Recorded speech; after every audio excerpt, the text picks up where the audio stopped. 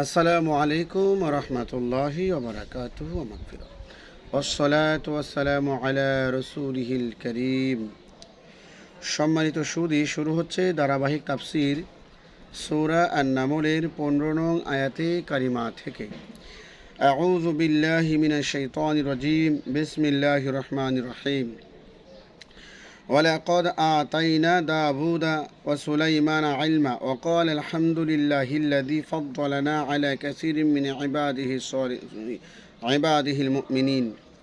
নিশ্চয় আমি দাউদ আলাইহিস সালামের সুলাইমান আলাইহিস সালামকে জ্ঞান দান করেছিলাম। দাউদ আলাইহিস সালাম এবং সুলাইমান আলাইহিস সালামকে জ্ঞান দান করেছিলাম এবং তারা উভয় বলেছিল, সমস্ত প্রশংসা ওই আল্লাহর, যিনি তার অনেক মুমিন বান্দাদের উপরে আমাদের শ্রেষ্ঠত্ব দান করেছেন। মুমিন বান্দাদের সবাইকে আল্লাহ তাআলা নবুয়ত রিসালাত দান করেন না। যেমন দাউদ আলাইহিস সালাম এবং তার পিতা ঈসার 13 জন পুত্র সন্তান ছিল, তারা সবাই ঈমানদার ছিল। তাদের মধ্য হতে দাউদ আলাইহিস সালামকে আল্লাহ তাআলা, দাউদ আলাইহিস সালামের 13 জন সন্তান ছিল, তাদের মধ্যে কোনো তাফসীরে আছে 19 জন সন্তান। তাদের মধ্যে শুধু সুলাইমান আলাইহিস সালামকে আল্লাহ তাআলা নবুয়ত দান করেছিলেন। ওয়াওয়ারিসা সুলাইমান দাউদ ওয়া ক্বালা ইয়া আইয়ুহান নাসু উল্লিমনা মানতিকাত তায়রি ওয়া উতিনা মিন কুল্লি শাইইন ইন্না হাযা লাহুয়াল ফাদলুল মুবিন। সুলাইমান আলাইহিস সালাম দাউদ আলাইহিস সালামের উত্তরাধিকারী হলেন এবং তিনি বলেছিলেন, হে লোক সকল, আমাকে পাখির ভাষা শেখানো হয়েছে এবং আমাকে সব কিছু দেওয়া হয়েছে। নিশ্চয় ইহা আল্লাহর সুস্পষ্ট অনুগ্রহ। সুলাইমান আলাইহিস সালাম তার পিতার 19 পুত্রের মধ্যে একাই ওয়ারিশ হলেন। নবুয়ত রিসালাত যদি সম্পদ হতো তাহলে সকল ছেলেরাই সমান অংশ পেত। তাই নবুয়ত রিসালাত আল্লাহর শ্রেষ্ঠ অনুগ্রহ সম্পদ। সুলাইমান আলাইহিস সালাম পাখিদের ভাষা শেখানো হয়েছিল তাকে। তার সামনে একটি কপুত পাখি আওয়াজ করলো। তিনি লোকদেরকে বললেন, পাখিটি বলতে পারো? তারা বলল না। তখন সুলাইমান আলাইহিস সালাম বললেন, পাখিটি বলছে, জন্মগ্রহণ করো মৃত্যুর জন্য এবং নির্মাণ করো ধ্বংসের জন্য।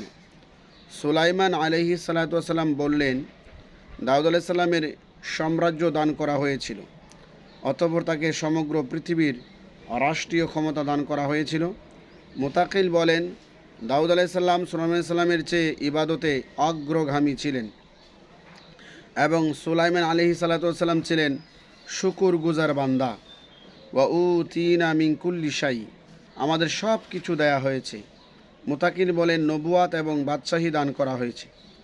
দাউদ আলাইহিস সালামের তুলনায় তাকে অধিক ন্যায় বিচার করার ক্ষমতা দান করা হয়েছিল।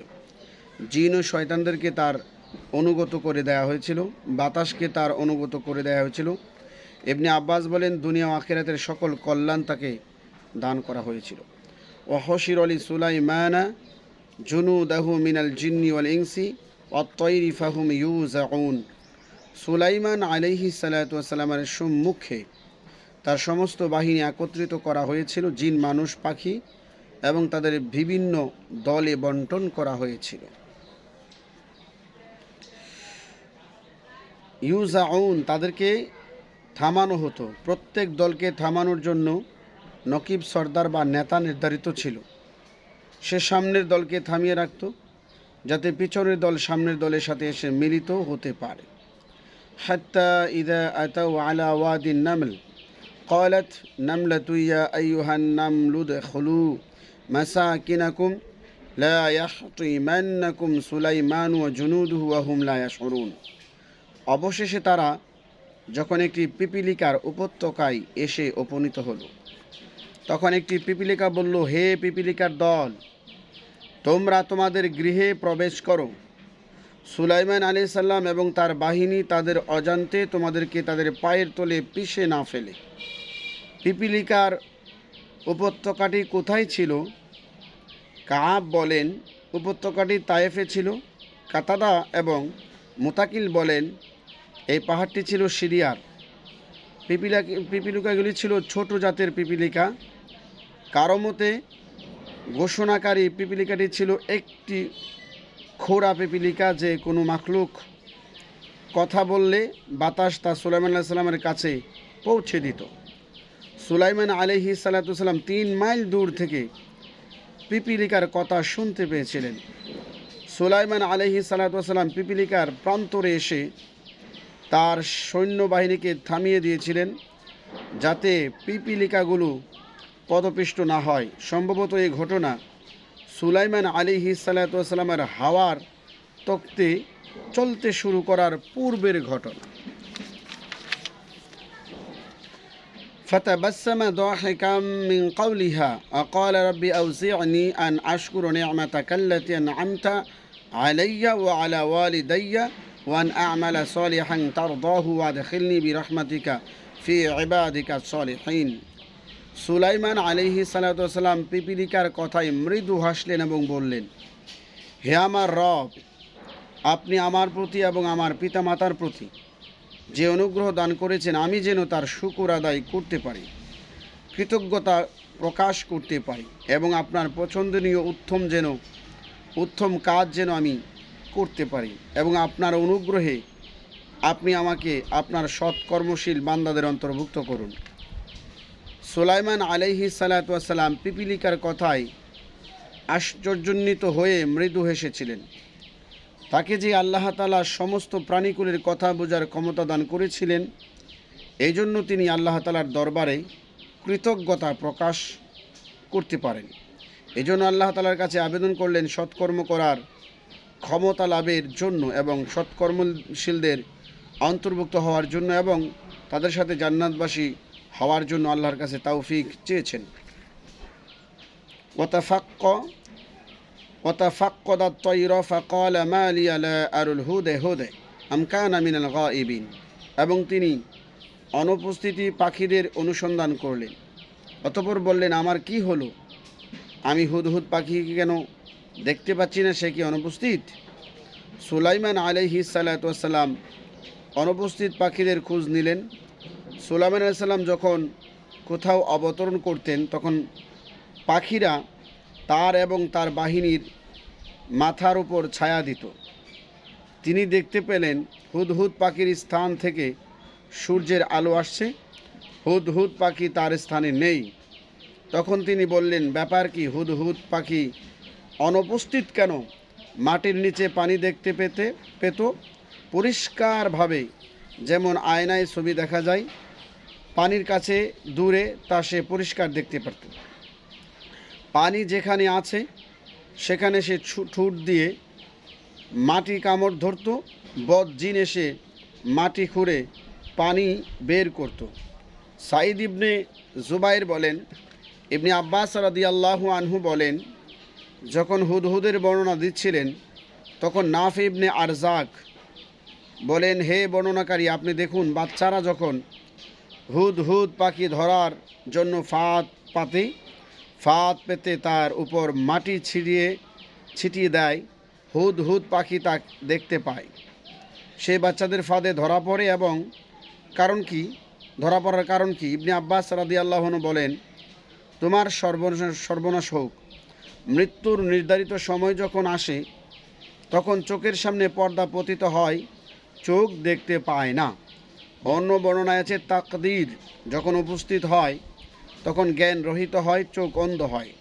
সুলাইমান আলাইহিস সালামের একটি স্থানে অবতরণ করলেন। পানির প্রয়োজন দেখা দিলে তিনি হুদহুদ পাখিকে খুঁজলেন যে পানি দেখিয়ে দেবে। তখন তিনি বললেন, ব্যাপার কি, হুদহুদ পাখি কোথায়, সে উপস্থিত না কেন?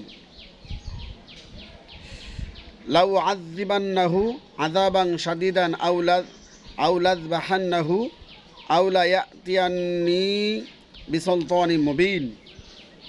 সুলাইমান নবী বললেন, আমি তাকে কঠিন শাস্তি দেব, অথবা তাকে আমি জবে করে ফেলব, অথবা সে অনুপস্থিতির উপযুক্ত কারণ দেখাবে, নাহলে তাকে আমি হত্যা করব। সুলাইমান আলাইহিস সালামের সফরের বিবরণ। হুদহুদ পাখিকে কী ধরনের শাস্তি দেয়া হতে পারে?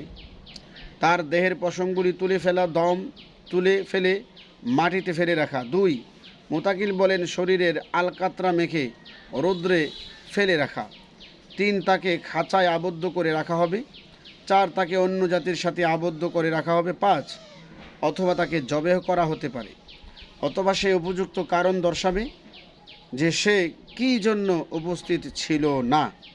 তাফসীর কারকদের মতে হুদহুদ পাখির অনুপস্থিতি থাকার কারণ, সুলাইমান আলাইহিস সালাম যখন বাইতুল মাকদাস নির্মাণ কাজ শেষ করলেন তখন মক্কার পবিত্র ভূমি সফর করার ইচ্ছা পোষণ করলেন। তিনি সফরে প্রস্তুতি গ্রহণ করছেন জিন, ইনসান, শয়তান, পশু পাখি এবং সৈন্যবাহিনী। যা তার সিংহাসনে ধারণ করা সম্ভব হয় তা তিনি তার সিংহাসনে তুললেন। তার সিংহাসন ছিল 1 ফারসাব্যাপী, মাইল হিসেবে 2 মাইল ব্যাপী। সুলাইমান আলাইহিস সালামের সিংহাসন বাতাসে বহন করত।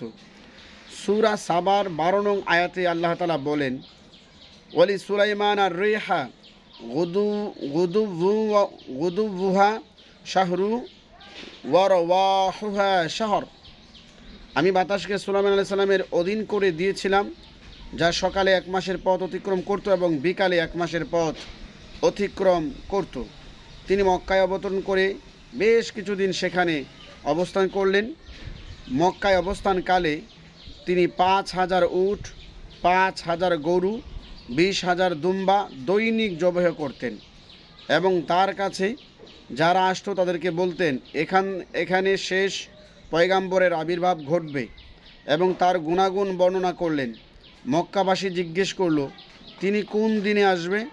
তিনি বললেন, দিনে হানাফিয়া, স্বচ্ছ সুন্দর সুসংবাদ তার জন্য যে তাকে পাবে এবং তার উপর ঈমান আনবে। মক্কাবাসীরা জিজ্ঞাসা করলেন, তিনি কত বছর পরে আসবেন? 1000 বছর পরে। তোমরা উপস্থিতগণ অনুপস্থিতদের কাছে বলে দিবে, তিনি সমস্ত নবীদের সর্দার এবং শেষ রাসূল। অতঃপর তিনি মক্কা হতে ইয়ামেনের উদ্দেশ্যে রওনা করলেন এবং সানায় জোহরের ওয়াক্ত হয়। তিনি সানায় অবতরণ করার ইচ্ছা পোষণ করলেন। এখানে তিনি জোহরের নামাজ আদায় করবেন, খানা খাবেন। হুদহুদ পাখি দেখল সুলাইমান আলাইহিস সালামের অবতরণের ব্যস্ত। এই সুযোগে সে আকাশের দিকে ধাবিত হলো। ঊর্ধ্বে আরোহণ করে সে ডানে বামে দেখতে লাগলো। হঠাৎ তার সাথে ইয়েমেনের একদল হুদহুদ পাখির সাথে দেখা হলো। তার নাম ইয়াফির। সে সুলাইমান আলাইহিস সালামের হুদহুদ পাখির সাথে সাক্ষাৎ করলো। সুলাইমান আলাইহিস সালামের হুদহুদ পাখির নাম ছিল ইয়াফুর।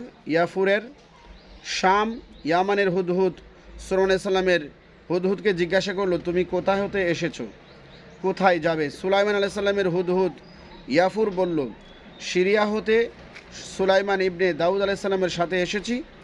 ইয়ামেনের হুদহুদ ইয়াফির বলল, সুলাইমান কে? ইয়াফুর বলল, তিনি জিন, ইনসান, পশু পাখি, বাতাসের মালিক। ইয়াফুর ইয়ামেনের হুদহুদকে জিজ্ঞাসা করলো, তুমি কোথা থেকে এসেছো? ইয়াফির বলল, আমি এই শহরের অধিবাসী এবং এই শহরের রানী নিকট হতে এসেছি। তার নাম বিলকিস।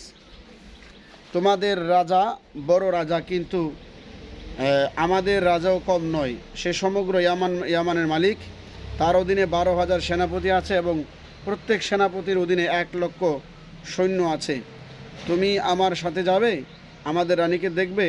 ইয়াফুর বলল, আমার ভয় লাগে। নামাজের সময় আমাকে ডাকবে যখন পানির প্রয়োজন হবে। ইয়ামানি হুদহুদ বলল, তোমার রাজা আমাদের রানীর খবর শুনলে খুশি হবে, তুমি আমার সাথে চলো। অতঃপর ইয়াফুর ইয়ামানি হুদহুদের সাথে গেল এবং ইয়ামেনের রানী এবং তার সাম্রাজ্য দেখল।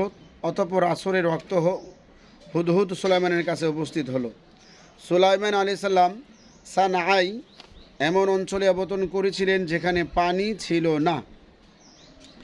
তিনি জিন, ইনসান, শয়তানের কাছে পানির কথা জিজ্ঞেস করলেন। কেউ পানির সন্ধান দিতে পারল না। অতঃপর পাখিদের অনুসন্ধান করে হুদহুদ ইয়াফুরকে পাওয়া গেল না। সুলাইমান আলাইহিস সালাম পাখিদের দায়িত্বশীলকে জিজ্ঞাসা করলেন, সে হচ্ছে ঈগল। হুদহুদ কোথায়? ঈগল বলল, আল্লাহ আপনার সাম্রাজ্য ঠিক রাখুক। হুদহুদ কোথায় আমি জানি না, আমি তাকে তো কোথাও পাঠাইনি। তখন সুলাইমান আলাইহিস সালাম রাগান্বিত হয়ে বললেন, আমি তাকে কঠিন শাস্তি দেব।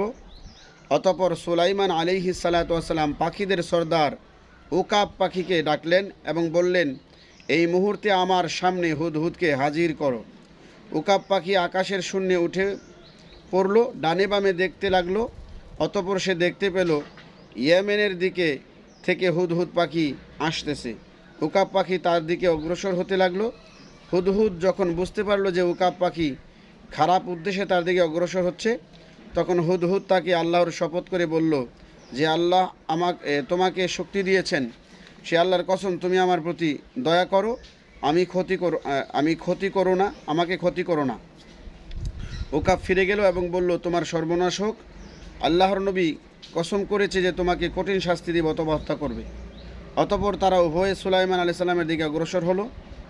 যখন তারা উভয় বাহিনীর কাছে পৌঁছল, তখন ঈগল এবং অন্যান্যরা পাখির হুদহুদকে ঘিরে ধরল এবং বলল, আজ তুমি কোথায় ছিলে?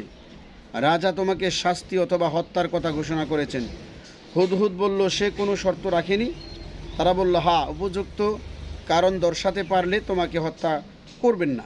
হুদহুদ বলল, তাহলে আমি মুক্তি পেয়ে গেলাম।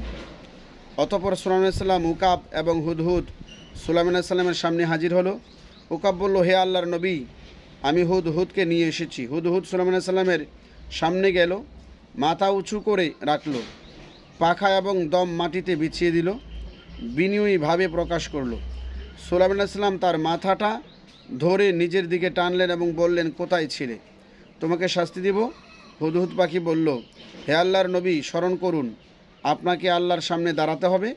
সুলাইমান আলাইহিস সালাম এই কথা শুনে হুদহুদ পাখিকে ছেড়ে দিলেন এবং জিজ্ঞাসা করলেন, কী কারণে তুমি দেরি করেছ? ফামা কাসা গায়র বাঈদিন ফাকালা আহাত্তু বিমা লাম তুহিত বিহি ওয়া জিতুকা মিন সাবাইম বিনাবাই ইয়াকিন। অবিলম্বে হুদহুদ পাখি এসে পড়ল এবং বলল, আমি এমন বিষয় অবগত হয়েছি যে বিষয়ে আপনি অবগত নন। আপনার জন্য সাবা হতে নিশ্চিত সংবাদ নিয়ে এসেছি। হুদহুদ পাখির বিলম্ব ছিল জোহরের ওয়াক্ত হতে আসরের ওয়াক্ত পর্যন্ত। সে আসরের সময় সুলাইমান আলাইহিস সালামের কাছে উপস্থিত হয়েছিল এবং সাবার রানী এবং সাম্রাজ্যের নিশ্চিত সংবাদ নিয়ে সুলাইমান নবীর কাছে হাজির হয়েছিল। ইন্নি ওয়াজাদতুম রাআতান তামলিকুহুম ওয়া উতিয়াত মিন কুল্লি শাইইন ওয়া লাহা আরশুন আযীম।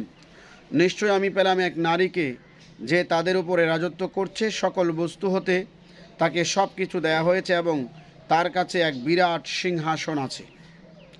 বিলকিস রানীর সিংহাসনের বিবরণ। সুলাইমান আলাইহিস সালামের হুদহুদ, ইয়ামানের হুদহুদ ইয়াফিরের সাথে সাবায় গিয়ে রানী বিলকিসকে, তার সিংহাসনকে, তার সৈন্যবাহিনীকে এবং তার ধনরত্ন সমূহকে দেখে এসেছে, যা সুলাইমান আলাইহিস সালাম এবং তার সৈন্যবাহিনীর অজানা। হাদিসে এসেছে, রাসূলুল্লাহ সাল্লাল্লাহু আলাইহি সাল্লামকে সাবা সম্পর্কে প্রশ্ন করা হয়েছে। তিনি বলেছেন, এক ব্যক্তি ছিল, তার 10 পুত্র ছিল, 6 জন ইয়ামেনে বসবাস করছে, 4 জন শামে বসবাস করছে। সুলাইমান আলাইহিস সালাম হুদহুদকে জিজ্ঞাসা করলেন, তুমি কি দেখে এসেছো? হুদহুদ বলল, নাসলি ইয়া রাব বিন কাহাতান। সারাহতিলদের পিতৃপুরুষগণ 40 জন ছিলেন, যারা একাধারে ইয়ামানের শাসন করছেন। তাদের সর্বশেষ সারাহিল, সে মনে করত তার কোনো সমকক্ষ নেই, তাই সে বিবাহ করছিল না। সর্বশেষ তাকে এক জিন নারীর সাথে বিবাহ বন্ধনে আবদ্ধ করা হয়। সেই নারীর নাম রাইহানা বিনতে সাকান অথবা মালআমা বিনতে শিশান। তাদের থেকে রানী বিলকিস জন্ম লাভ করেন। অতঃপর বিলকিসের পিতা যখন মারা যায়, তখন বিলকিস রাজ্যের আসক্ত হন।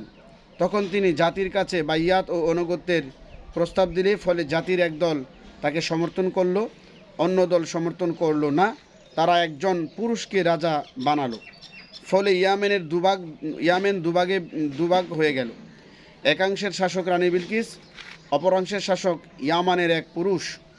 পরে দেখা গেল যে পুরুষ শাসক দেশবাসীর উপরে জুলুম অত্যাচার করছে, বিশেষ করে বিলকিসের অধীনস্থদের উপরে জুলুম অত্যাচার শুরু করেছিল।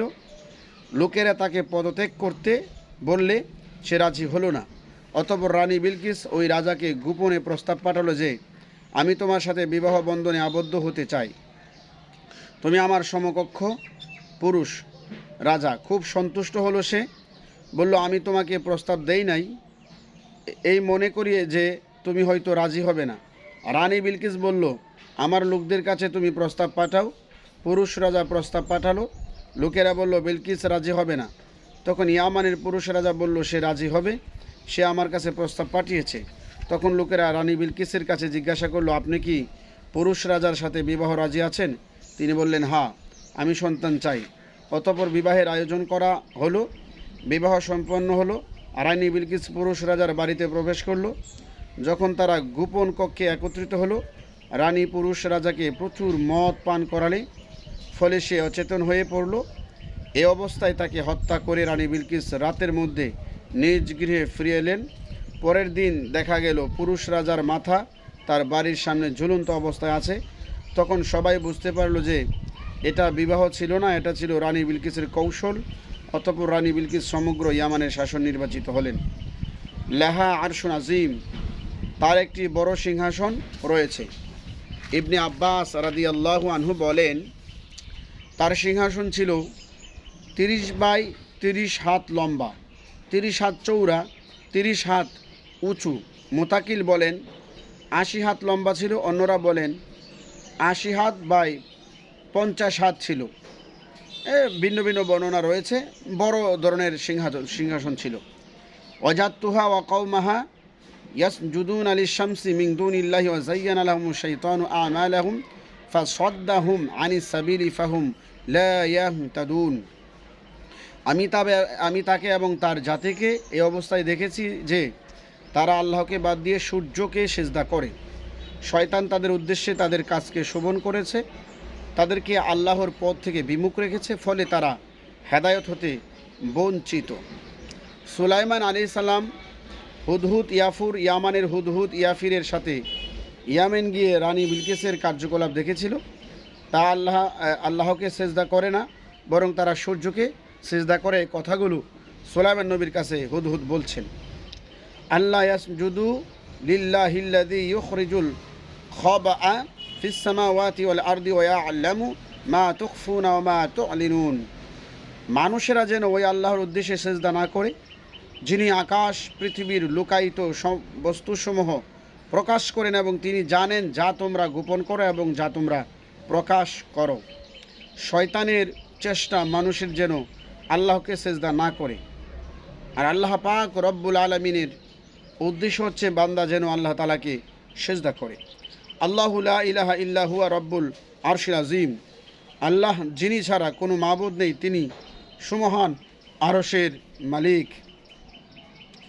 রানী বিলকিসের সিংহাসনের বিবরণ শুনে কারো মন সেদিকে আকৃষ্ট হতে পারে, কেননা তার সিংহাসন সোনারূপা, মরমর পাথর, ইয়াকুত পাথর, জবরত পাথরসহ পৃথিবীর সমস্ত মূল্যবান সামগ্রী দ্বারা তৈরি ছিল।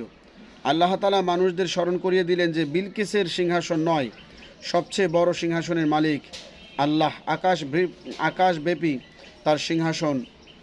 তোমরা যে সিংহাসনের মালিকের উদ্দেশ্যে সেজদা করো। সুবহানাল্লাহ। ক্বালা সানানজুরু আসাদাকতা আম কুনতা মিনাল কাযিবিন। সুলাইমান আলাইহিস সালাম বললেন, আমি এখনই পরীক্ষা করে দেখব তুমি সত্য বলেছো না তুমি মিথ্যাবাদীদের অন্তর্ভুক্ত। ইযহাব বিকিতাবি হাযা ফাআলকিহ ইলাইহিম সুম্মা তাওয়াল্লা আনহুম ফানজুর মাযা ইয়ারজিউন। তুমি আমার এই চিঠি নিয়ে যাও, তুমি তাদের প্রতি উহা নিক্ষেপ করো, অতঃপর তুমি তাদের থেকে দূরে সরে থাকো, অতঃপর দেখো তারা কি প্রত্যুত্তর করে।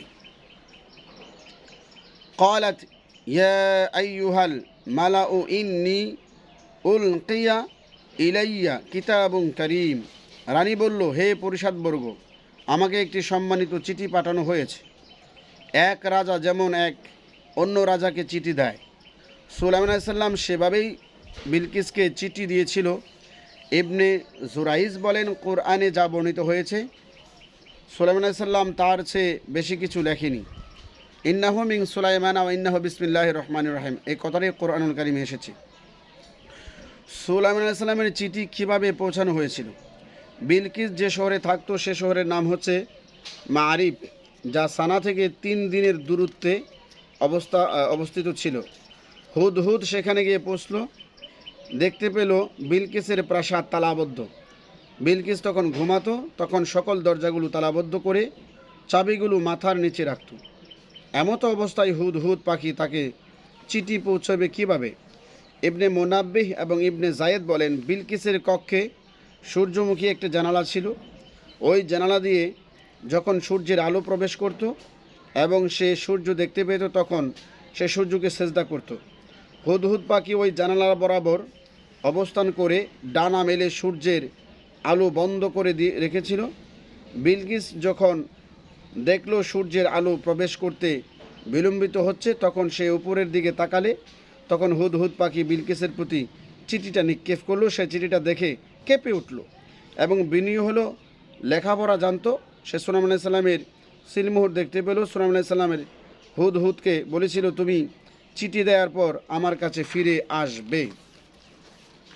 ইন্নাহু মিন সুলাইমান ওয়া ইন্নাহু বিসমিল্লাহির রহমানির রহিম, নিশ্চয়ই উহা সুলাইমান আলাইহিস সালাতু ওয়াস সালামের পক্ষ থেকে এবং নিশ্চয়ই উহা বিসমিল্লাহির রহমানির রহিম, আল্লাহ তাআলার নবীর পক্ষ থেকে।